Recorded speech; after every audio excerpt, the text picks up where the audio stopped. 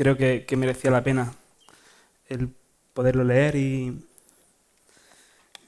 aunque vamos a estar meditando realmente en un versículo de estos dos capítulos, pero creo que el contexto nos hace entender mucho más en donde vamos a estar meditando en esta mañana, ¿no?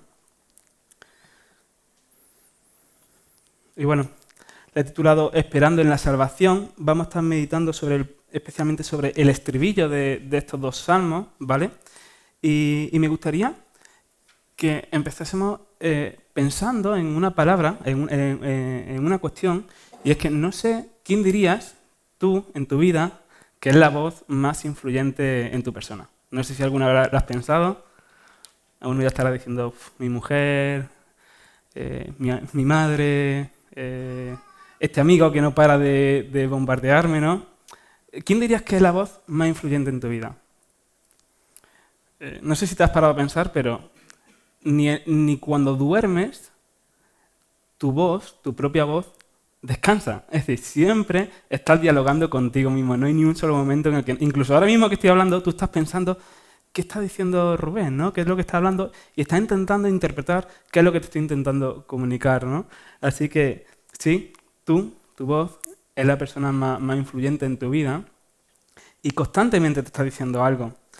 Recuerdo cuando era joven, jugaba fútbol, mi abuelo me decía que era el mejor jugador de fútbol. Claro, yo veía a mi abuelo de vez en cuando, un par de veces al año, tampoco es que él estuviese siempre diciéndome lo mismo. Pero yo aquellas cosas me las retroalimentaba y constantemente me las decía mismo. Claro, luego llegaba al campo de fútbol, a la cancha, y me hacían los compas. Y digo, si yo soy el mejor, ¿cómo puede ser que esto me ocurra, no? ¿Cómo puede ser que sea tan malo si soy el mejor jugador de fútbol? Había allí algo que, claro, la cuestión está que aquella frase de mi abuelo yo me la bombardeaba, me la repetía, y sí, era el mejor jugador de fútbol, y tú tiras el mejor penalti, la mejor falta, y luego los balones iban para donde iban, ¿no? En fin. Pero es muy interesante porque tú vas a vivir la vida en función a cómo tú interpretes muchas cuestiones de la vida, ¿no? Incluso a lo mejor una crisis laboral, no sé si ha pasado, ¿no? Quizás en momentos distintos de la vida o quizás diferentes personas en la misma situación. Uno se queda sin trabajo y puedes verte ahí afligido, agobiado, pobrecito de mí, ¿qué va a ser de mí, no? Y en cambio otra persona, o tú en otro momento, eres capaz de encontrar esa situación como una nueva oportunidad para ver la fidelidad del Señor, para un nuevo crecimiento laboral, ¿no? Y eso va a variar en función a cómo tú tengas la capacidad en ese momento de interpretar lo que está ocurriendo, ¿no? Así que constantemente hay algo que nos estamos diciendo a nosotros mismos. Y en este salmo, en el Salmo 42 y 43, que probablemente era una única pieza literaria, ¿vale? De hecho, lo sabemos porque si hemos estado escuchando 3 veces, se dice en el 42, 5 y 11, y en el 43, el versículo 5, dice el salmista, ¿por qué te abates, alma mía, y te turbas dentro de mí? Espera en Dios, porque aún he de alabarlo, salvación mía, Dios mío. Y realmente este salmo es una oración intensa, una oración profunda del salmista, en el que expresa sus luchas, sus dudas, la situación que estaba ocurriendo, sus emociones. El salmista expresa ahí lo que había en su corazón, ¿no? Salmo 42 y 43. Y se nos informa que el escritor de este salmo pertenecía a la familia de Coré. Y bueno, esta familia tenía una historia antiguamente, pero en este momento probablemente habían sido una familia también de músicos y de siervos en el templo de Jerusalén, ¿no? Y se puede ver si analizamos el texto, pero realmente es un salmo lleno de confianza, pero también donde el salmista expresa su situación actual, ¿no? Una situación compleja, no fácil de afrontar. Y si entramos un poco en grandes rasgos, vemos el versículo 3, ¿no? Donde dice, el salmista expresa que sus lágrimas fueron mis lágrimas, mi pan de día y de noche. Seguramente no fue literal, pero está intentando expresar realmente cómo se sentía el salmista, ¿no? Cómo estaba siendo sus días, qué era lo que estaba pasando, ¿no? Y dice que sus lágrimas eran su pan de día y de noche. También nos encontramos el versículo 9, donde él mismo, el salmista mismo, lucha con una cuestión. Y es si realmente Dios está ahí. Y creo que pocas veces somos capaces de verbalizar esto, ¿no? Pero muchas veces nos cuestionamos si Dios está ahí en medio de la situación. Y si no fuese poco, versículos 3 y 9, ¿vale? Del 42, también expresa cómo los que están a su alrededor le cuestionan esta realidad. Dice el 3, dice, mientras todos los días me dicen algo, ¿dónde está tu Dios? Versículo 10 dice también que le decían sus enemigos, ¿dónde está tu Dios? Y muchas veces leemos esto, pero es totalmente actual en nuestra vida, porque son cosas a las que, si no simplemente nuestras propias luchas, ya nos cuesta trabajo dialogarlas con el Señor, cuando encima llevan esos dardos externos, ¿no? Y llegan ahí a tu vida y te hace cuestionarte, es fácil que te hagan dudar, ¿no? Es algo normal, en cierta forma. Es curioso porque en mi oficina, aunque en la empresa somos bastantes, pero yo trabajo con 4 personas que saben que soy cristiano y que, bueno, y claro, ellos intento expresarles un poco cómo me relaciono y quién es Dios para mí. Y qué rápido cuando ellos ven que la bendición que Dios me está dando no la interpretan como una bendición, qué rápido dicen, ¿dónde está tu Dios? ¿No? Creo que a todos nos pasa algo similar, ¿no? En esas situaciones en las que parece que algo llega a tu vida, una enfermedad, cualquier cosa. Y claro, y hay veces que se atreven a expresártelo y otras veces no. Pero tú sabes que te están diciendo, ¿dónde está ese Dios bueno que quiere tu bien para tu vida? Porque si fuese real no estaría ahí. Oye, quizás que se ha olvidado de ti. Y esto me hace pensar que realmente este salmo es totalmente aplicativo, es totalmente presente en nuestro día para nosotros, ¿no? Porque realmente podemos estar pasando por situaciones muy parecidas a la del salmista. Así que hay algo muy importante, y es que en momentos de complejidad, en momentos de situaciones complicadas, hay algo que te vas a decir a ti mismo. La cuestión no es si te vas a decir o no te vas a decir, porque algo te vas a decir. La cuestión es ¿qué te vas a decir a ti mismo? En momentos de enfermedad, en momentos de desamor, en momentos de lucha, en momentos de complejidad, hay algo que tú te vas a predicar a ti mismo. Quizás te puedes predicar el evangelio de pobrecito de mí, ¿qué está ocurriendo? ¿Por qué, Señor, tú me permites pasar por esto? O quizás te va a predicar otro tipo de evangelio, pero hay algo que te vas a decir a ti mismo, ¿no? Y este hombre, este salmista, en el versículo 5, en medio de una situación totalmente compleja, hay algo que se dice, ¿no? Empieza a dialogar consigo mismo y se dice, ¿por qué? ¿Por qué te abates, alma mía, y te turbas dentro de mí?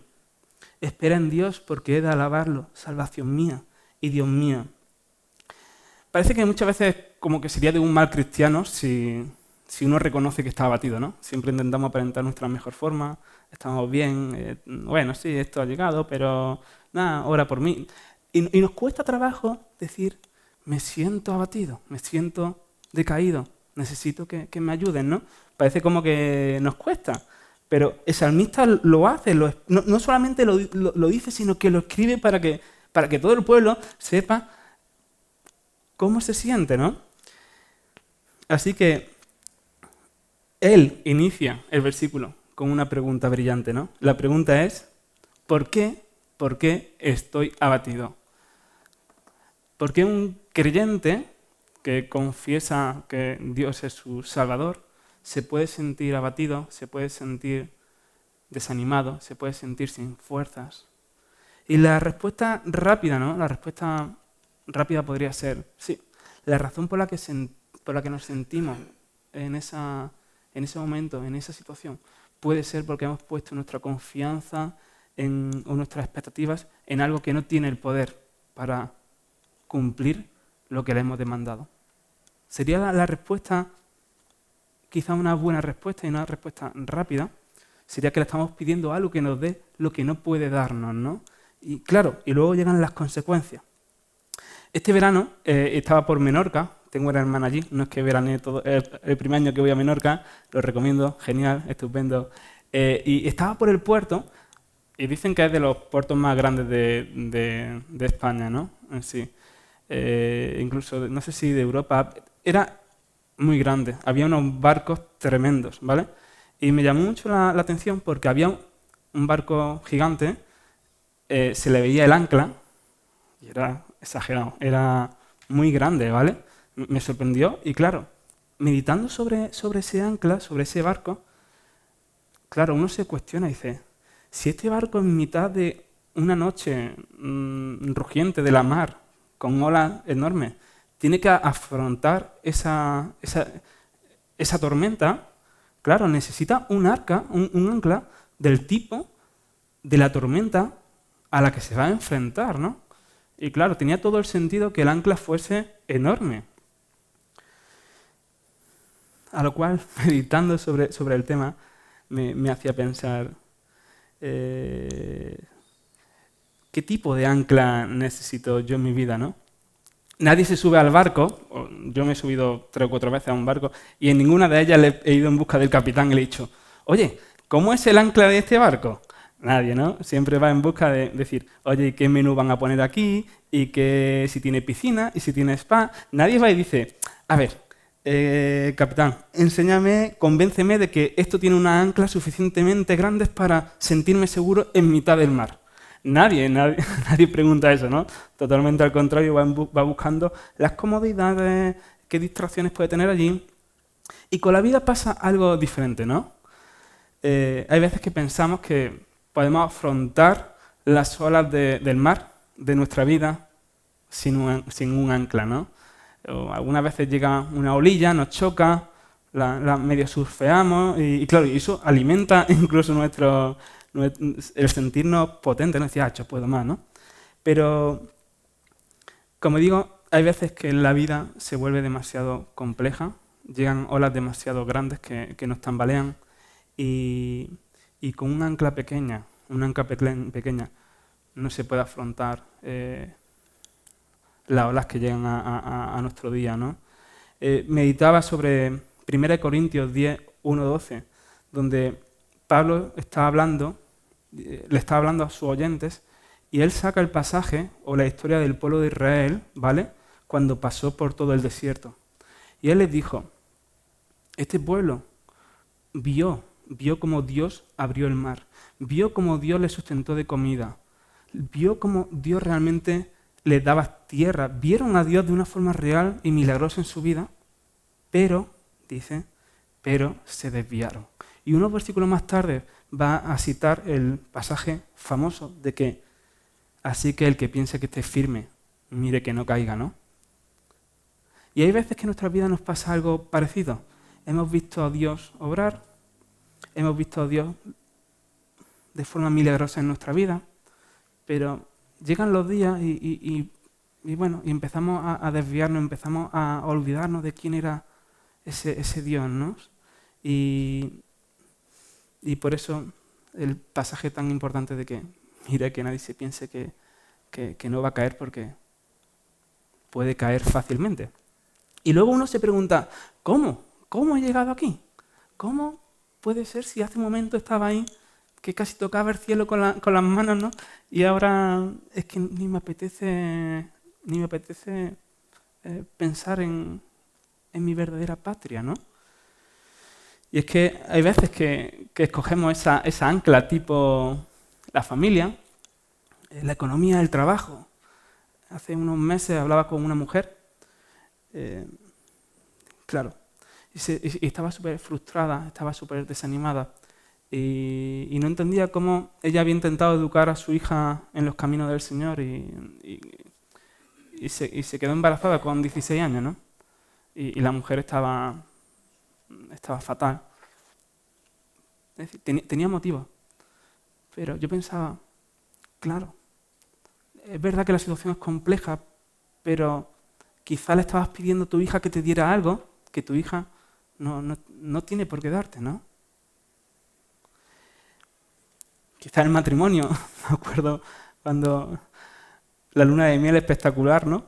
Pero llegas a casa una semana más tarde y parece que tu compañero y compañera de vida es la encargada de agitar las olas en tu día a día, ¿no? O la religión. La religión también la podemos utilizar como un ancla. Ahí tenemos el pasaje de Mateo 6, ¿no? Donde Jesús les dice, guardaos de utilizar vuestra propia justicia para ser vistos por los hombres. No hay nada más quizás doloroso o agrio que encontrarte, que intentar utilizar la religión como ancla de tu vida, ¿no? Donde te das cuenta que haces, intentas, pero te sientes seco, te sientes ansioso, te sientes sin fuerzas porque, claro, estás pidiéndole algo que te dé lo que no puede darte. Así que es interesante porque este salmista se encontraba en medio de una situación realmente compleja. Probablemente, aunque los teólogos no se ponen de acuerdo, pero se encontraban en Babilonia, habían sido invadidos por el pueblo de Babilonia, ¿vale? Y así que el salmista se encuentra fuera de su patria, en una nación que no era la suya, y se pregunta, ¿cómo? ¿Cómo, Señor, has permitido que pase esto, no? Todos sabemos que el pueblo de Israel empezó a fijarse en otros dioses, en dioses de barro, en dioses de piedra. Y es ahí, ¿no? Me acuerdo cuando era pequeño, siempre me preguntaba, hay que ver esta gente que estúpida, ¿no? Que habiendo visto a Dios abrir el mar, entregarles ciudades, y luego vas y adoras a un trozo de barro. Luego en tu día a día te ves ahí batallando porque quieres un mejor móvil, porque quieres una mejor casa, porque quieres un mejor coche, porque quieres un poquito más de comodidad, porque quieres que tu hija te devuelva lo que tú le das, ¿no? Y es que hay veces que Dios nos deja realmente saborear esas sensaciones agridulces, ¿no? En la vida, y son necesarias. Son necesarias porque hay veces que pensamos que Dios nos deja pasar por ahí y que quizás se ha olvidado de nosotros, ¿no? Y me gusta esta frase. No sé, creo que se la leí a Paul Tripp por Instagram o en algún libro, pero decía, las tormentas, las pruebas y las desilusiones no son interrupciones del plan de gracia de Dios, sino que son herramientas amorosas y efectivas de la gracia de nuestro Señor, ¿no? El salmista se pregunta, ¿por qué estoy abatido? Y es que reconocer que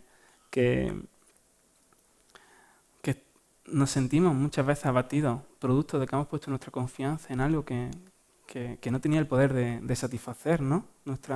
La demanda de nuestro corazón es el mejor lugar en donde el salmista sabe que tiene que estar. Es ahí donde dice, Señor, vuélveme a mostrar tu gracia, ¿no?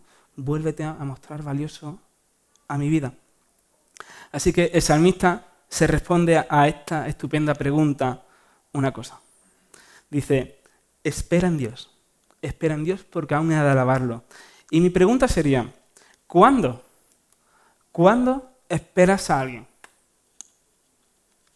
Ya tenéis spoiler, ¿no? ¿Cuándo esperas a alguien?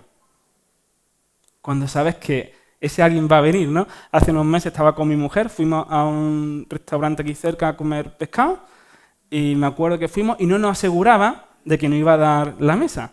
Así que, bueno, ingenuo nuestro, de nosotros que, bueno, nos dijo un ratito, 5, 10, 15, 20, una hora. ¿Sabéis lo que hicimos? Una hora, ¿eh? Y nos fuimos. ¿Por qué? Porque no teníamos seguridad, no teníamos la certeza. Si esa mujer nos dice, espera, que en 10 minutos más está la mesa, seguramente esperamos. pero no teníamos la certeza de que nos fuese a dar la mesa, así que no nos quedó más remedio que irnos a otro lugar, ¿no? Pero este salmista, sí, el working, algún lado por ahí haría. Pero el salmista se encontraba abatido, turbado, se encontraba en un lugar hostil, no estaba en su patria y decide algo. Dice, espero en Dios, ¿no? Él confía de que Dios realmente es el mejor lugar, es la mejor persona en la que puede esperar. Así que se predica la buena predicación. El salmista se predica la buena predicación. Esperaré en Dios. Y también me cuestionaba, me preguntaba, ¿cómo? ¿Cómo esperas en Dios? ¿Cómo el salmista esperaría en Dios? ¿Cómo yo en mi situación en donde me siento abatido, me predico la buena predicación, cómo lo aplico? ¿Cómo espero en Dios?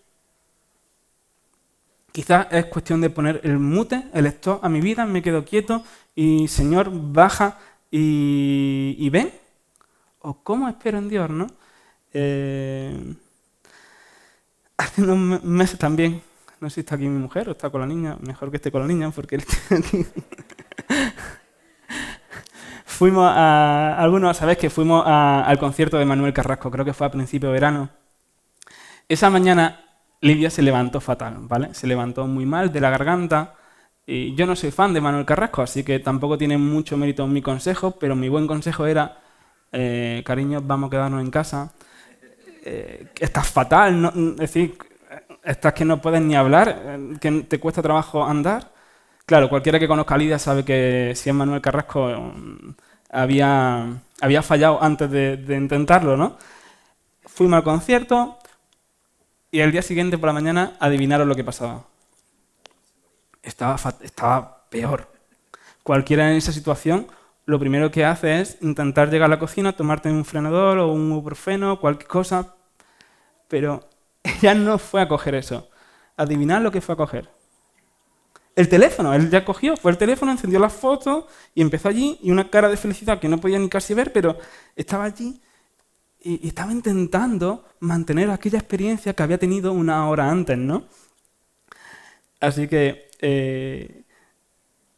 dice el salmista en el versículo 4, me acuerdo de estas cosas y derramo mi alma dentro de mí, de cómo yo iba con la multitud y la conducía hasta la casa de Dios, entre voces de alegría y de alabanza del pueblo en fiesta. Dice, me acuerdo de estas cosas. El salmista empieza a hacer lo mismo que Lidia en esa mañana. Empieza a acordarse para volver a conectarse con lo que había vivido antiguamente. Me acordaré de cómo yo entraba con mi iglesia, con mi congregación, a cantar con gozo y alegría a nuestro Señor. Me acordaré de aquello, ¿saben? Así que no siempre tiene que por qué brotarnos un sentimiento de alegría y de gozo. Y estás tocando con las manos el cielo, ¿no? No siempre vivimos de esa forma. Pero la invitación del salmista es clara. La invitación del salmista es un llamado a batallar por el gozo del Señor en nuestra vida. Un llamado a batallar por volver a experimentar el gozo del Señor, ¿no? ¿Por qué? Tenéis en vuestros papelitos, los que habéis cogido, una pregunta. ¿Por qué? ¿Por qué es necesario batallar por volver a encontrar el gozo del Señor? Podríamos decir que en nuestra vida, en nuestro día a día, hay un montón de batallas, ¿no? Está viendo aquí a Mica, digo, bueno, quizás batalle con que le guste una asignatura o no le guste una asignatura. En mi casa a veces batallamos con que a Lidia le gusta la pizza con piña, a mí no. Y hay batallas con las que en nuestro día a día nos encontramos, ¿no? Pero la gran mayoría hay batallas que son indiferentes. Es decir, puedes vencerlas, puedes fracasar, pero el fracaso o la victoria no va a aportarte realmente algo valioso a tu vida, ¿no? Pero la batalla de tener preferencia por Cristo a no tenerla es totalmente diferente. No es como si te gusta esto, te gusta lo otro. tener preferencia por Cristo o no tenerla, esa batalla es importante. Porque el no tener preferencia por Cristo es sinónimo de muerte. No sé si alguna vez lo habéis pensado. Si somos cristianos, seguramente sí. No tener preferencia por Cristo es sinónimo de muerte. Entonces, creo que una pregunta que es para responder a nosotros mismos. ¿Por quién? ¿Por quién tengo preferencia? Porque no tener preferencia por Cristo significa que tenemos preferencia por cualquier otra cosa. Y esto sí es sinónimo de muerte. Así que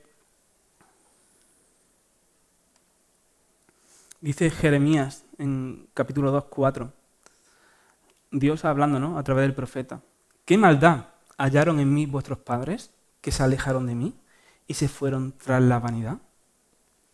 Más adelante, en el versículo 13, dice, porque dos males ha hecho mi pueblo. Me han abandonado a mí, fuente de aguas vivas, y han cavado para sí cisternas agrietadas que no retienen el agua.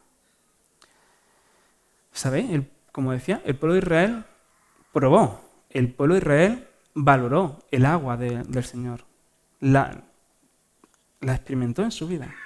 Pero poco a poco la empezaron a menospreciar. Y todos sabemos lo que ocurrió, ¿no? Todos sabemos por dónde tuvo que pasar. Así que decidir batallar por encontrar gozo en Dios y saborear su agua viva no debería ser una opción. Debería ser nuestro objetivo de vida, ¿no? A Satanás le encanta engañarnos, a Satanás le encanta cambiarnos el valor de las cosas. A lo que vale 10 le pone un 3, un 4, un 5, y lo que vale un 2 o un 1 le añade un 0 detrás, ¿no? Así que tenemos que ser conscientes de cómo funciona nuestro corazón, porque podemos estar viendo algo con más valor de lo que tiene. Dijo un tal William Gurnall, me encanta esta frase, no lo conozco a él realmente, humanamente imposible porque se marchó de este mundo hace muchos años, pero su frase dice, hay dos gracias que Cristo usa especialmente para llenar el alma de gozo, la fe y la esperanza. Porque estas dos aportan el vino sin escatimarlo. La fe dice al alma lo que Cristo ha hecho por ella y así lo consuela y lo conforta. La esperanza aviva el alma con la noticia de lo que Cristo hará. Las dos, tanto la fe como la esperanza, las dos sacan sus recursos de un origen común. Cristo y sus promesas. Las dos sacan su recurso, ¿no? su origen de la misma persona, de Cristo, ¿no? Y esta semana en el grupo pequeño veíamos el pasaje de Jesús en las bodas de Caná, cómo convertía el agua en vino. Y la verdad que personalmente lo disfruté mucho porque que tiene infinidad de enseñanzas. Hubo algo que me llamó demasiado la atención, ¿no? Cómo Jesús mismo, su primer milagro públicamente, ¿vale? Cuando él decidió empezar su ministerio aquí en la tierra, decide empezarlo convirtiendo el agua en vino. El vino como señal de plenitud, como señal de alegría, como señal de gozo. En cierta forma lo que Jesús estaba haciendo era venir a este mundo y anunciar: yo soy el encargado de transformar tu llanto y tu dolor en alegría y gozo, ¿no? Y es fantástico, ¿no? Dice también el pasaje 43:4, el salmista dice: me acercaré al altar de Dios, al Dios de mi alegría y de mi gozo. Me acercaré al altar de Dios, al Dios de mi alegría y de mi gozo. No dice la alegría y mi gozo que yo consigo, no. Dice mi alegría y mi gozo que está en ti.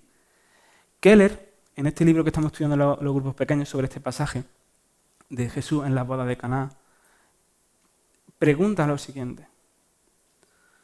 Jesús vino a darnos alegría y gozo, ¿no? Y él hace la siguiente pregunta. ¿Cómo él va a cumplir nuestro gozo? No sé si lo has pensado alguna vez. ¿Cómo Jesús cumplió la realidad de que podemos tener esperanza, podemos vivir una vida de gozo y alegría. ¿Cómo lo hizo? A lo cual él contesta, perdiendo todo lo suyo, dejando su existencia celestial con su Padre, llevando una vida solitaria e incomprendida, yendo a la cruz y muriendo en nuestro lugar. Así que avivemos la fe que Dios nos ha dado, ¿no? Deleitémonos en la esperanza que solo encontramos por medio de nuestro Señor y como nos invita el salmista a volver a recuperar esa intimidad con Él. Porque como continúa el versículo, dice, espera en Dios porque aún he de alabarlo. En otras palabras, espera en Dios porque aún Él se merece, porque aún tú te mereces que te entregue mi amor, ¿no? Que te entregue mi amor. Así que, siguiendo con el concierto de Manuel Carrasco, empezaron la canción, todo espectacular, y Lidia esa noche hizo algo corriendo. Sacó el móvil, empezó a grabar y, claro, no se vive igual con un aparato aquí en la mano, ¿no? Porque uno quiere saltar, quiere cantar, pero tiene el móvil, así que 5 segundos y dijo, toma, graba tú. Y claro, yo cogí la cámara, seguí grabando y la miraba y ella cantando, saltando y dije, ¿qué está ocurriendo aquí, no? ¿Vine a disfrutar el concierto o vine a hacer de cámara? Digo, bueno, mejor graba. Así que, y claro, a lo cual le pregunté, digo, nena, voy a grabar. Dice, sí, que es que yo, si no, no disfruto igual. Y digo, vale, ok. Os traduzco lo que estaba ocurriendo en el corazón de Lidia en ese momento. Lo que Lidia le estaba ocurriendo es, este cantante me fascina tanto, me encanta tanto, que voy a eliminar cualquier estorbo que se me interponga en cualquier conexión que pueda tener con Manuel Carrasco, ¿no? Y la cámara era un impedimento para realmente experimentarlo y disfrutarlo. Así que la espera en Dios es una espera activa. Conlleva buscarle, conlleva eliminar aquellas cosas que se interponen en nuestra intimidad con Él, ¿no? Muchas veces son cosas dolorosas, pero no puedo olvidarme el pasaje de Mateo de las 10 vírgenes, ¿no? En el capítulo 25, cuando esas 5 realmente no podían hacer que el novio viniese, no sabían a qué hora iba a llegar, no podían hacer nada por adelantar ese contacto con el novio, pero había algo que sí que podían hacer, ¿no? Todos sabemos el pasaje. Hubo algo que sí que podían hacer y eso hicieron. Esperaron diligentemente a la llegada del novio, ¿no? Con deseo, con anhelo. Y es que como creyentes podemos encontrarnos muchas veces en situaciones dolorosas, en situaciones de frialdad, en situaciones que uno se pregunta, ¿cómo puede ser que esté aquí? Pero un verdadero creyente llegará el momento en el que vuelva a sentir el gozo y la alegría de su Señor, ¿no? Dice Piper en uno de sus... Cuando no deseo a Dios, creo que era el libro, dice, amar a Cristo implica deleitarse en su persona. Sin este amor, nadie va al cielo. No hay batalla más importante en el universo que la batalla por ver y deleitarse en Cristo, sobre todas las cosas, ¿no? Por eso me encanta tanto el salmista, porque sí, lucha con cuestiones reales con las que está conviviendo, pero hay algo que hace, vuelve a acordarse de que puede volver a ser asombrado y cautivado por su Dios, ¿no? O sea, en el 43:3 hay un versículo que dice, envía tu luz y tu verdad. Envía tu luz y tu verdad. Y estas me conducirán, me guiarán a tu santo monte, ¿no? En cierta forma lo que está diciendo es, envía tu luz y tu verdad, que estas me van a volver a conectar contigo. El salmista en su lejanía probablemente en Babilonia, en la mejor tierra en la que en aquel momento podría estar, en la que habría más seguridad, en la que había más trabajo, en la que había más comodidad. Muchos del pueblo de Israel, ¿sabéis lo que ocurrió? Nunca regresaron a Jerusalén. ¿Por qué?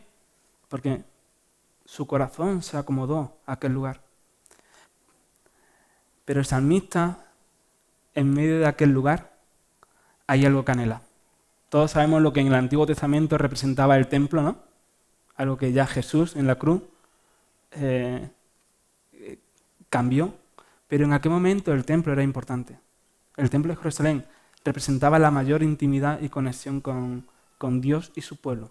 Y el salmista no puede olvidarse de aquello a pesar de que está en el mejor lugar.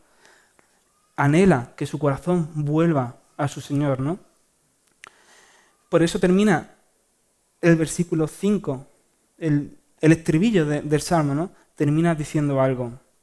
Dice, esperaré en Dios porque aún he de alabarlo. Salvación mía y Dios mío. Salvación mía y Dios mío.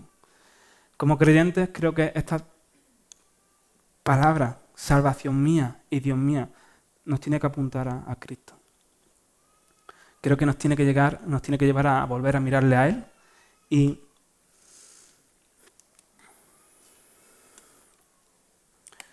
reflexionaba sobre esta frase, ¿no? Dice, cuando tú depositas la confianza en algo o alguien, lo último que quieres es ser defraudado. Por eso el salmista busca su esperanza en lo vertical y no en lo horizontal, ¿no? Necesitamos saber, es decir, como seres humanos, necesitamos saber que a quien le depositamos nuestra confianza es digna de recibirla, es digno de recibir nuestra espera, ¿no? Pero Cristo es digno de recibir toda nuestra confianza, porque Él se la ha ganado, Él nos compró, Él nos ha mostrado su fidelidad. Por lo tanto, en Él podemos estar seguros, ¿no? De que es confiable, de que no nos va a fallar, de que quizás mi hija, mi mujer, mi trabajo, mi hogar, mi iglesia, pueda hacerme sentir abatido, ¿no? Pero ahí es donde tengo que volverme a predicar la buena predicación que el salmista se predicó. Estoy abatido, pero esperaré en Dios. Un minuto, ya acabando, y como conclusión o resumen, meditaba sobre, quizá haya momentos, haya situaciones en los que sienta que Dios se ha olvidado de mí. Quizá haya momentos en los que dude, como el salmista, Dios, ¿tú estás conmigo? Quizá haya momentos en los que otros se encarguen de susurrarnos al oído, ¿realmente el Dios que comparte es verdad? Quizá desconfíe de que Jesús sea el merecedor de mi confianza, pero a los ojos humanos, que una persona justa, pura, santa, perfecta, muriese por alguien injusto, imperfecto, poca cosa. ¿Cuántas veces cuando vemos en la tele, no sé, otro día veía cómo le quitaban la casa a unas personas mayores porque el banco lo había engañado y uno rápidamente, como se dice aquí en España, le hierve la sangre y salta en defensa y dice, ¿pero cómo? ¿Cómo? Es decir, denuncia eso que está ocurriendo, ¿no? Denuncia y no puede contenerse. Necesita expresar realmente que eso es indigno, ¿no? A los ojos humanos, que alguien justo, puro, santo, perfecto, humilde, sencillo, muriese en lugar de personas imperfectas, egoístas, orgullosas, era denunciable. Era denunciable.